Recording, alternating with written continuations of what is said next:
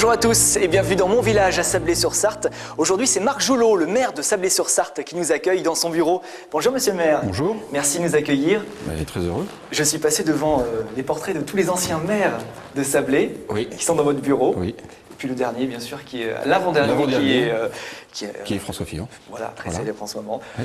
Donc ça se passe comment Il est toujours maire de Sablé ou... François Fillon est président de la communauté de communes. D'accord. Il est élu à Solesmes et puis il suit toujours les affaires de Sablé et de la région avec un œil attentif.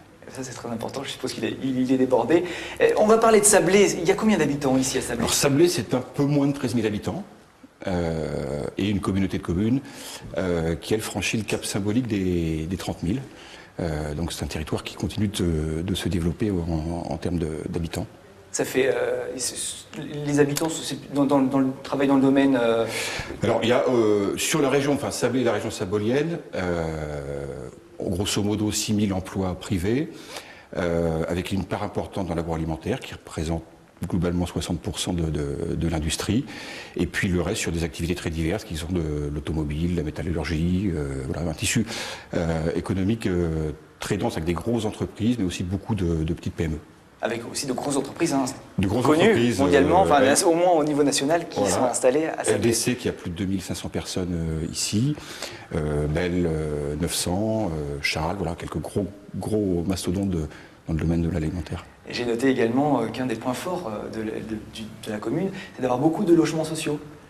Oui, alors ça vient du fait que, historiquement, depuis les années 60-70, donc le développement économique de Sablé s'est fait à cette époque-là, quand Joël Le Teul d'ailleurs était maire de la commune, et parallèlement à cette arrivée d'industries importantes, beaucoup de construction de logements sociaux en lien avec certains habitats.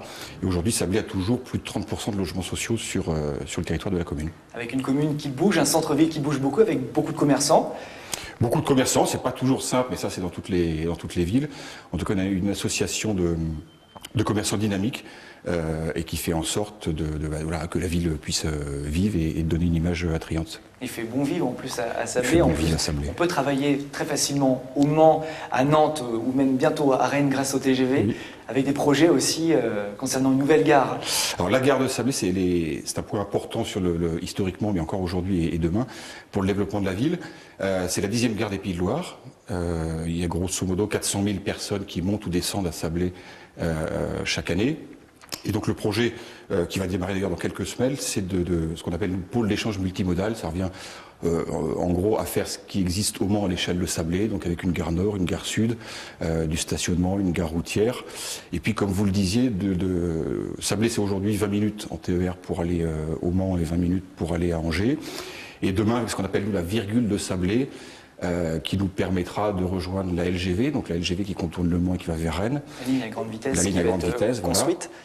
Et donc en 2016, Sablé sera à 20 minutes en TER de Laval et à 1 heure de Rennes. Donc c'est l'ouverture, j'allais dire, par le train, à la fois sur les Pays de Loire qui existent déjà, mais demain sur la région Bretagne. Donc la virgule, c'est une sorte de petite voie qui va descendre de la ligne à grande vitesse jusqu'à Sablé. Voilà, qui rembranche Sablé quelques kilomètres avant la ville de Sablé pour passer en gare de Sablé. Donc on pourra vivre à Sablé, travailler à Nantes et avoir ses enfants en études à Rennes. Exactement. Donc c'est sans doute un gage de développement futur, à la fois en termes économiques, mais aussi en termes de choix d'installation pour des habitants qui veulent avoir accès à une mobilité facile. Et tout ça, c'est prévu pour quand?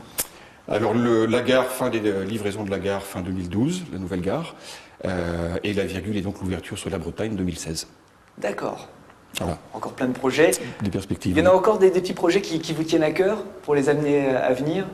Alors, l'un des gros projets qui est en cours, c'est la reconversion du site de l'hôpital de Sablé, puisque l'hôpital de Sablé a fermé il y a maintenant 2 ans en se regroupant avec La Flèche pour l'installation d'un nouvel hôpital au Bailleul sur l'autoroute. Et donc l'ancien hôpital, on va dire, est actuellement en travaux de reconversion. Il accueillera en septembre 2012 un centre de soins-études de dimension interrégionale qui aura vocation à accueillir des jeunes adolescents qui ont eu des problèmes personnels, psychologiques graves, qui ont été suivis, soignés, et qui dans ce centre auront toujours un accompagnement médico-social, mais également tout un volet de reprise éducatif avec des enseignants de l'éducation nationale, avant de repartir dans leur vie normale.